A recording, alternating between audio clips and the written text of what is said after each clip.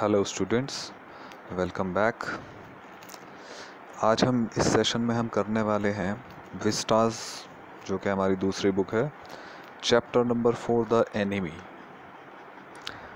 This is one of the longest chapters of your book. कुछ ही lesson है आपकी इसमें विस्टास में जो काफ़ी लंबे लेसन हैं, तो उनमें से ये एक बड़ा लेसन है, द एनिमी। तो सबसे पहले लेसन बिगिन करने से पहले मैं आपको क्लियर कर देना चाहूँगा कि इस लेसन का बैकग्राउंड क्या है, वो समझना बड़ा ज़रूरी होता है कि भाई सेटिंग क्या है लेसन की। तो ये जो है इसका बैकग्राउंड है वॉर, सेकेंड वर्ल्ड वॉर हो रही है, तो वो इसका बैकग्राउंड है, जिसमें कि as all of you know America the allied forces were fighting against the axis forces, यानी कि अमेरिका, ब्रिटेन, फ्रांस, ये सब लड़ रहे थे जापान और जर्मनी के अगेंस्ट। और इस लेसन में स्पेसिफिकली जो है वो यहाँ पे वॉर का कोई सीन नहीं है, बल्कि एक इंडिविजुअल की क्या प्रेडिकमेंट है, एक इंडिविजुअल का क्या असमंजस की स्थिति वो का सामना करता है वॉर की वजह से, उसको यहाँ पर दिखाया गया है, उसको डिपिक्ट किया गया है कि किस तरह से वो उस चीज़ को फेस करता है और कैसे वो उसको रिजॉल्व करता है अपनी लाइफ में। तो that is what we are going to do in this lesson. इसमें जो मेन कैरेक्टर है वो है doctor Sadao, and doctor Sadao is a Japanese doctor, and doctor Sadao happens to एक इसको प्रिजनर ऑफ वॉर मिल जाता है। प्रिजनर ऑफ वॉर समझते हैं, मतलब युद्ध का बंदी, जिसको कैदी बना लिया गया, अमेरिकन प्रिजनर। तो अब जापान तो फाइट कर रहा है अमेरिका के अगेंस्ट, तो डॉक्टर सडाओ एक जापानीज़ है और एक डॉक्टर है। ये बात ध्यान में रखनी है कि डॉक्टर सडाओ एक जापानीज़ है, एक जापानीज़ डॉक्टर है। तो जापानीज़ भी है और डॉक्टर भी है, और उसको मिल जाता है एक अमेरिकन प्रिजनर जो कि इंजर्ड है। तो अब यहाँ पर उसके माइंड में एक कॉन्फ्लिक्ट होता है कि भाई वो क्या करे, should he save the prisoner और should he let the prisoner die. Okay, तो ये प्रेडिकमेंट, इसको हम डिटेल से as we do the chapter तो हम करेंगे इसको। I will not tell you the story beforehand, तो जैसे जैसे हम करेंगे स्टोरी आपके सामने अनरेवल होगी। So before you read, let us read. It is the time of the World War. An American prisoner of war is washed ashore. Washed ashore means वो बह के आ गया। In a dying state. ये देखो, ये important. Dying state. Condition क्या है उसकी? Dying state.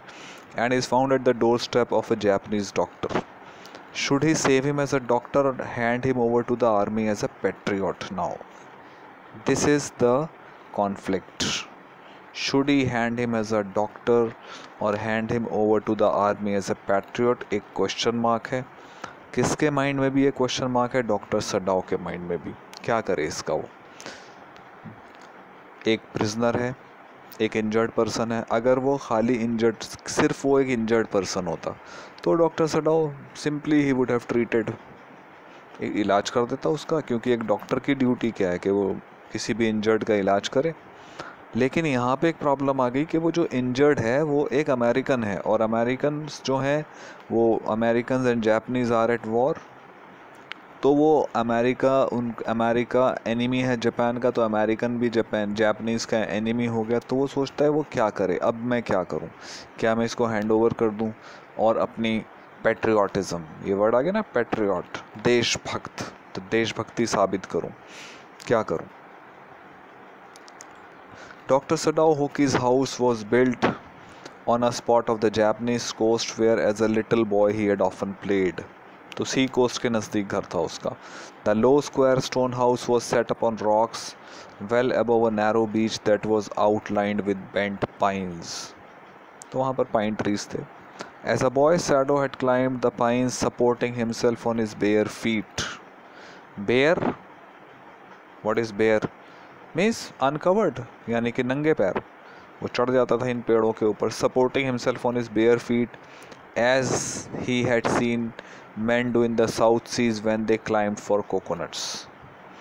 His father, now another very important character, his father, जो कि हैज़ पास्ड अवे, यानी कि अब फादर उसके नहीं है, गुजर गए, लेकिन उनका इन्फ्लुएंस बहुत डीप है। उनका असर सैडाओ की लाइफ पर बहुत डीप है, वो हम देखेंगे लेसन में. His father had taken him often to the islands of those seas and never had he failed to say to the little brave boy at his side. तो फादर क्या कहते थे उन आइलैंड्स के बारे में? दोज आइलैंड्स यॉन्डर, वो जो दिख रहे हैं तुमको आइलैंड सामने, they are the stepping stones to the future for Japan. यानी कि जापान के भविष्य के लिए ये स्टेपिंग स्टोन्स हैं. स्टेपिंग स्टोन्स में तो सीढ़ी, एक तरह से स्टेयर्स हैं, जिससे कि जापान का फ्यूचर ब्राइटर होगा और जापान प्रोग्रेस करेगा. At that time Sadao was a child, तो वो पूछता था where shall we step from them. Sadao had asked seriously. Who knows, his father had answered. Who knows मतलब क्या है? कौन जानता है. Means possibilities are immense. Who can limit our future? It depends on what we make it. So his father gave a very encouraging reply. क्या कहा उसने? भाई कौन जानता है कि हम यहाँ से कहाँ जा सकते हैं, मतलब we can go anywhere. Where shall we step from them? जब उसने पूछा तो उसने कहा who knows. मतलब क्या है कि possibilities तो immense हैं, huge number of possibilities. Large number of possibilities, कुछ भी कर सकते हैं. Who can limit our future? Limit means restrict, RESTRICT. Restrict जानते हैं? रेस्ट्रिक्ट, किसी को रोक लगा देना. Who can limit our future? It depends on what we make it. So very encouraging words by the father to his son. तो father का role, as I said, is very important. So be careful with the role of the father. Sadao had taken this into his mind. Taken this into his mind means उसने इसको बहुत note कर लिया था mind में. As he did everything his father said now. Means as he did everything his father said. उसने इसको note किया जैसे कि वो हर बात को नोट करता था अपने फादर की. Means Sadao attached lot of importance to what his father said. Sadao बहुत ज़्यादा अहमियत देता था उन चीज़ों को जो उसके फादर कहते थे. His father who never joked nor played with him means very strict. So father is very strict, ये याद रखना है आपको. सैडाओ के फादर कैसे थे? बहुत स्ट्रिक्ट थे. एग्जाम कैसे मालूम चला? नंबर 1 कभी जोक नहीं करते थे. नंबर 2 उसके साथ कभी खेल कूद नहीं करते थे. लेकिन but who spent infinite means unlimited pains upon him who was his only son. So एक और बात पता चली, सैडाओ जो था वो only son था और उसके फादर क्या करते थे? spent infinite pains upon him. Pains जैसे हम कहते हैं no pains no gains, means उसके फादर उसके लिए बड़ी परेशान, मतलब फ़िक्र थी उनको बहुत ज़्यादा उसकी, और बहुत एफर्ट करते थे upon him who was his only son. तो father was strict but very caring, बहुत केयरिंग थे. कैसे केयरिंग थे? उसके स्टडीज़ के बारे में लेके उसको, he was very concern about his studies. Sadao knew that his education was his father's chief concern. जब भी हमें अगर सैडाओ के फादर का कैरेक्टर स्केच लिखने के लिए आ गया तो ये लाइंस बहुत हेल्पफुल होंगी. चीफ कंसर्न मतलब उनकी सबसे अहम मुख्य चिंता क्या थी कि ये एजुकेशन मिले. For this reason he had been sent at 22 to America to learn all that could be learned of surgery and medicine. अब देखो, at 22 he was sent to America. America भेज दिया गया डॉक्टर सैडाओ को for the purpose of learning surgery and medicine.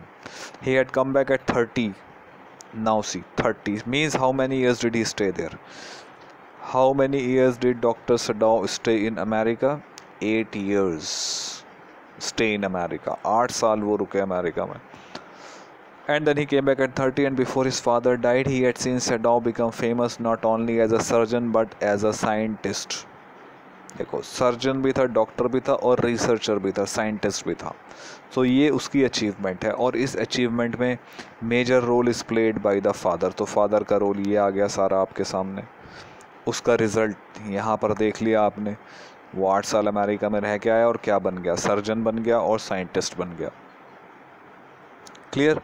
So proceed. Because he was perfecting a discovery. Now यहाँ पर बड़ा important आ गया आपको 2 मार्क्स का question, board examination question paper setters का फेवरेट क्वेश्चन यहाँ से आता है. because he was perfecting a discovery. Perfecting, you know what is perfecting? Means making it better and more efficient. A discovery which would render means make, बना देगा, wounds entirely clean. तो doctor Sadao was working on a project, एक वो project पे काम कर रहा था, किस बारे में, कैसे वुंड्स को क्लीन रखा जाए, क्योंकि वॉर चल रही थी तो वॉर से रिलेटेड रिसर्च भी हो रही थी कि कैसे वुंड्स को क्लीन रखा जाए इसके ऊपर, बिकॉज एज वी नो कि वो साइंटिस्ट भी था, मीन्स रिसर्चर भी था, तो वो रिसर्च भी करता था। तो अभी उसकी रिसर्च क्या चल रही है कि कैसे वुंड्स को पूरी तरह से क्लीन रखा जाए, यानी कि जो इन्फेक्शन हो जाते हैं, सेप्टिक्स हो जाते हैं वुंड्स में, वो ना हो, क्योंकि war is going on between, Japan is fighting a war. So clear this thing, he was doing a research, he was making a discovery and उसको परफेक्शन पे ला रहा था, और उसका ऑब्जेक्टिव क्या था, कैसे वुंड्स को क्लीन रखा जाए। तो क्योंकि वो ऐसा कर रहा था तो क्या हुआ, he had not been sent abroad with the troops, that is the result of this. Troops means the soldiers, he had not been sent abroad, out of the country. Also, he knew there was some slight danger that the old general might need an operation for a condition for which he was now being treated medically, and for this possibility, Sadao was now being kept in Japan. So you get the question. Often you get the question, why wasn't Sadao sent abroad with the troops? ये language आ सकती है, या why was Sadao kept in Japan? Okay, either of these, दोनों में से कोई भी आएगा तो हमारे पास उसके we have got two reasons, Sadao को क्यों नहीं भेजा गया ट्रूप्स के साथ और सडाओ को जापान में क्यों रखा गया।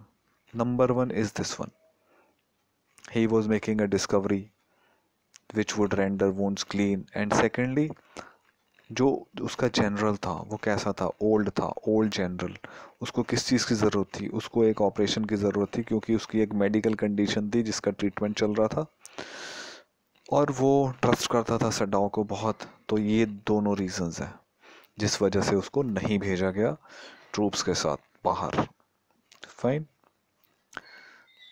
सो now we proceed, I hope I am making it clear to you.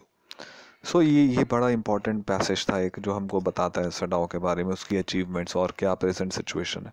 Clouds were rising from the ocean now, the unexpected warmth of the past few days had at night drawn heavy fog from the cold waves. तो ये बता रहे क्या क्या atmosphere वहाँ पर, environment कैसा है, कैसा वेदर कंडीशंस कैसी है, हैवी फॉग था। Sadao watch mist you know, mist, fog, mist, kohora, dhund, hide outlines of a little island near the shore and then come creeping up the beach below the house, wraithing around the pines. Wraithing means कोहरा या जो धुंध थी वो लिपट जाती थी pines के चारों तरफ, अब जैसे हम एक कंबल को लपेट लेते हैं। In a few minutes fog would be wrapped about the house too. Then he would go into the room where Hannah, his wife, अभी ये हमें एक और करेक्टर मिल गया, Hannah, his wife, would be waiting for him with the two children. So that is his family. Hannah, his wife, and his two children. That is his family, and father has died. So now this paragraph, यहाँ से कोई question नहीं आता इसमें, simply यहाँ पे हमको जो डिटेल हमें चाहिए थी वो ये थी, that Hannah is his wife and he has got two children. Simple. But at this moment the door opened and she looked out. A dark blue woolen haori over her kimono. Haori is given a loose outer garment wore over the kimono. Kimono is a Japanese dress. She came to him affectionately and put her arm through his as he stood, smiled and said nothing.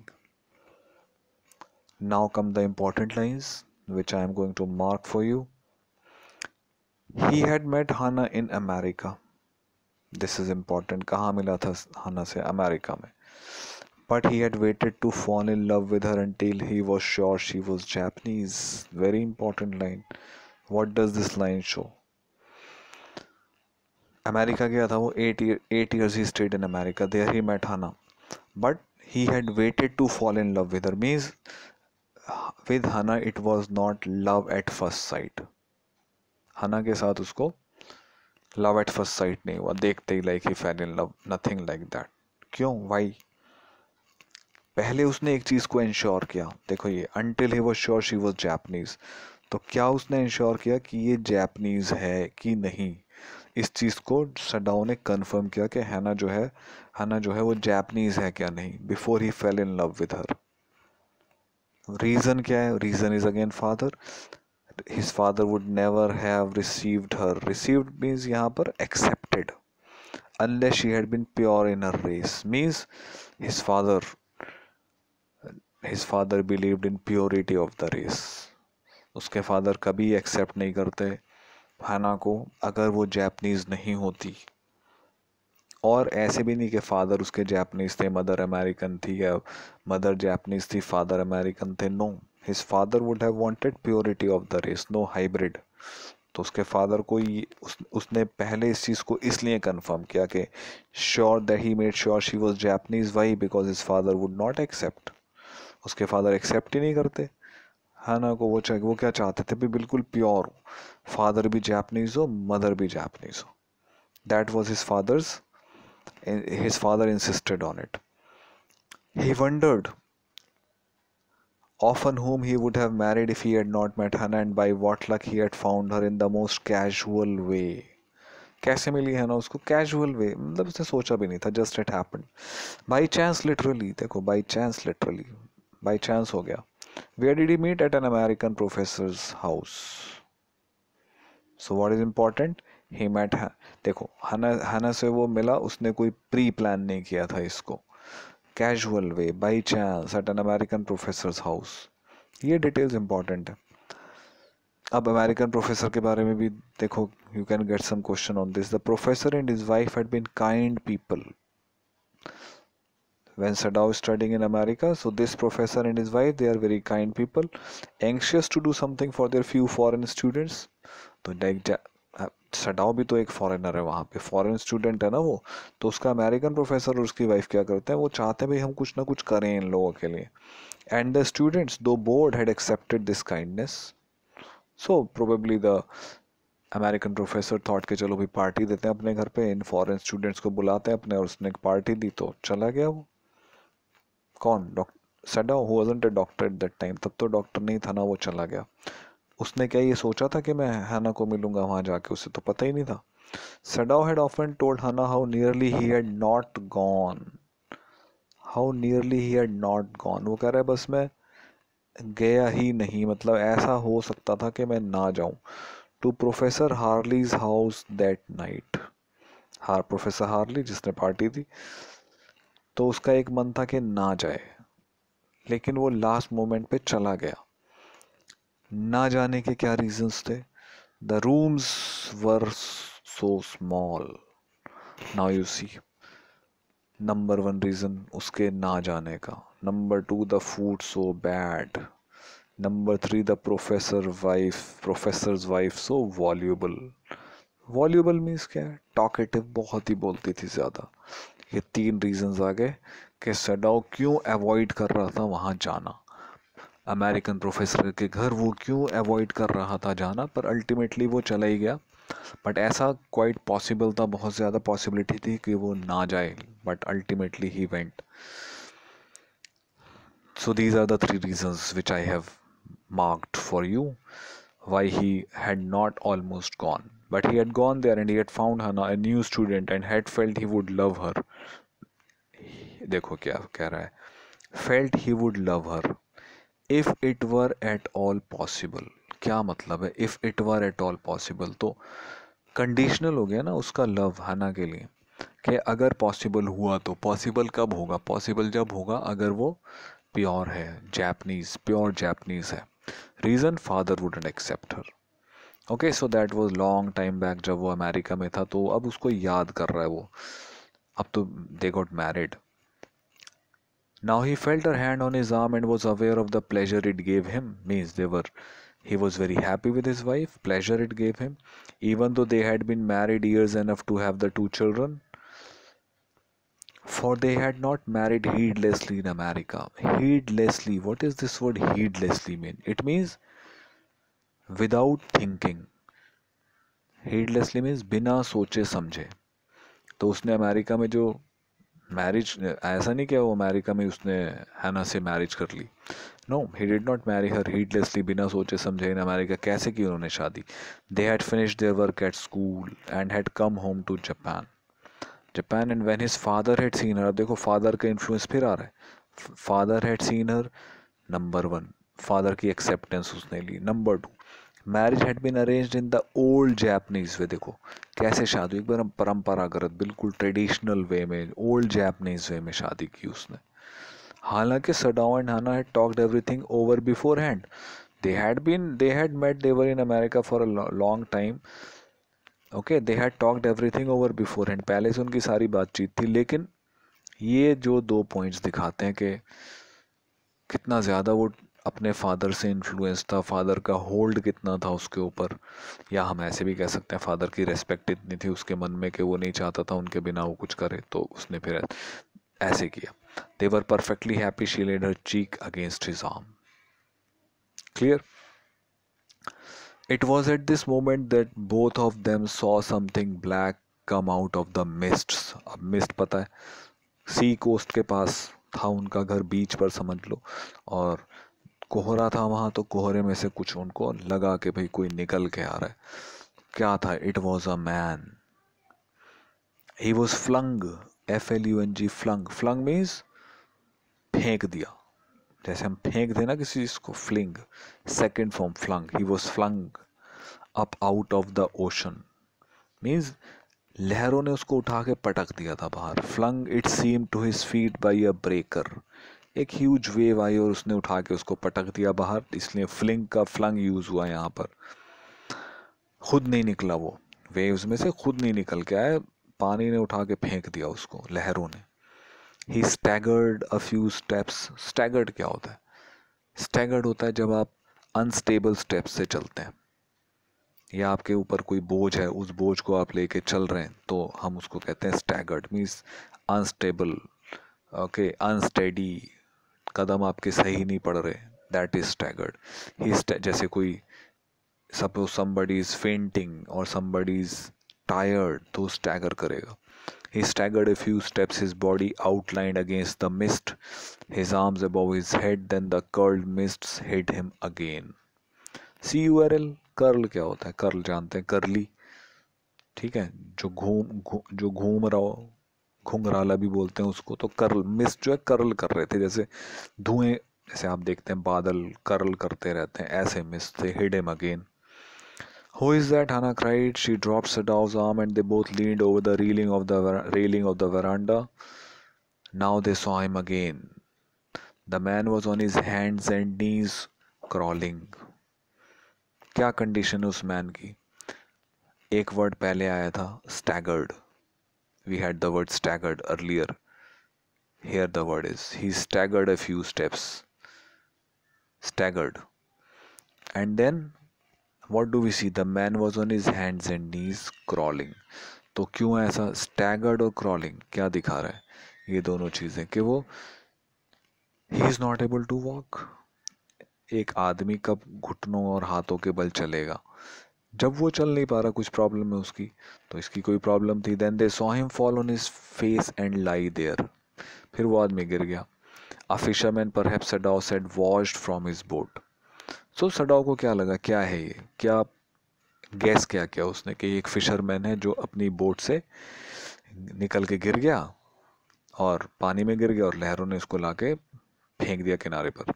He ran quickly down the steps and behind him Hannah came, her white sleeves flying. A mile or two away on either side there were fishing villages, but here was only the bare and lonely coast, dangerous with rocks. Now what kind of coast line कैसी थी? Coast line समझते हैं, कैसा तट कैसा था वो? Bare and lonely coast. Bare, uncovered, कुछ वहाँ पे वेजिटेशन नहीं था, कुछ भी नहीं था, ना मकान वकान कुछ नहीं बने थे, बेयर था, अनकवर्ड, खाली। Lonely, not not there was nobody over the, dangerous with rocks, और कैसा था? बहुत वहाँ पे चट्टानें थी। The surf beyond the beach. Surf क्या होता है? सर्फ वो जो लहरें आती है ना, और वैसे बहुत लहरें आती हैं, चट्टाने जहाँ होती हैं तो वहाँ वाइट हो जाता है वाटर एकदम, that is the surf. The surf beyond the beach was spiked with rocks. Means beach से आगे क्या था, रॉक्स थे. रॉक्स जो कि बहुत नुकीले थे और डेंजरस भी थे वो रॉक्स. स्पाइक क्या होता है, स्पाइक, स्पाइक आप जानते हैं, स्पाइक जैसे जो भाला होता है उसकी नोक है, दैट इज अ स्पाइक. तो रॉक्स ऐसे निकले हुए थे पानी में से जैसे कि spikes. somehow the man had managed to come through them, he must be badly torn. और अब ये आदमी कहाँ से आ रहा है, ये वहीं से आ रहा है किसी तरह से. he must be badly torn, ये होगी इसकी कंडीशन. क्योंकि रॉक देखो उसकी कोई अपनी ताकत तो थी नहीं कि वो स्विमिंग करके आया और वो बच गया उन चट्टानों से, उसने अपने आप को अवॉइड किया. और no, he was at the mercy of the waves. जैसे लहरें उसको उठा के लाई उन्होंने, कभी चट्टानों से उसे टकरा गया होगा, वो कोई बच तो नहीं रहा था उसके अंदर, वो तो चल भी नहीं पा रहा था तो कैसे स्विम कैसे करता. तो उन्होंने ये अंदाज़ा लगाया उसके बारे में, he must be badly torn, मतलब काफ़ी ये कट फट गया होगा, काफ़ी चोट लग गई होगी उसको, इंजर्ड होगा. किस वजह से, ये जो स्पाइक्ड रॉक्स हैं इनकी वजह से. He must be badly torn, that is why he must be injured. They saw when they came toward him that indeed it was so, indeed it was so, वाकई बिल्कुल यही बात थी. कैसी बात थी कि वो इंजर्ड था. The sand on one side of him had already a stain of red soaking through. Stain मतलब धब्बा, of red एक खून का धब्बा, soaking through नहीं, उसने उसको गीला कर रखा था साइड से. He is wounded, Sadao exclaimed. He made haste to the man who lay motionless, his face in the sand. So human nature, when we see somebody in danger or somebody in need of help, so if we have a human nature, we will try to help him. So they also thought it, let's go. He is wounded, Sadao exclaimed. He made haste to the man. देखो, he made haste means he hurried, तेजी से गया उसके पास. who lay motionless, his face in the sand. और कैसे लेटा था वो, कैसे नॉट लेटा हुआ था, पड़ा हुआ था ज़मीन वहाँ रेत के ऊपर. His face in the sand, उसका चेहरा रेत में था. An old cap stuck to his head soaked with sea water, and he was soaked means wet with sea water. He was in wet rags of garments, RAGS rags, rags means फटे पुराने. उसके कपड़ों की क्या हालत थी कि वो वेट थे और रैग्स थे, फटे हुए थे और बिल्कुल गीले थे. Sadao stopped, Hannah at his side and turned the man's head. देखो यहाँ क्या कर रहा है वो. एक जगह हम देखते हैं इस लाइन में, made haste to the man, बहुत तेजी से दौड़ के पहुंचा उसके पास वो, क्योंकि उसे पता था ये इंजर्ड है. और जब उसने उसको देखा तो क्या किया, स्टॉप्ड, रुक गया. भाई किस चीज़ ने रोक दिया उसे. Turn the man's head, they saw the face, और जब उन्होंने चेहरे को देखा, they saw the face किसने, both Sadao and Hannah looked at the face of the injured man. Okay, we'll stop here and continue in the next session.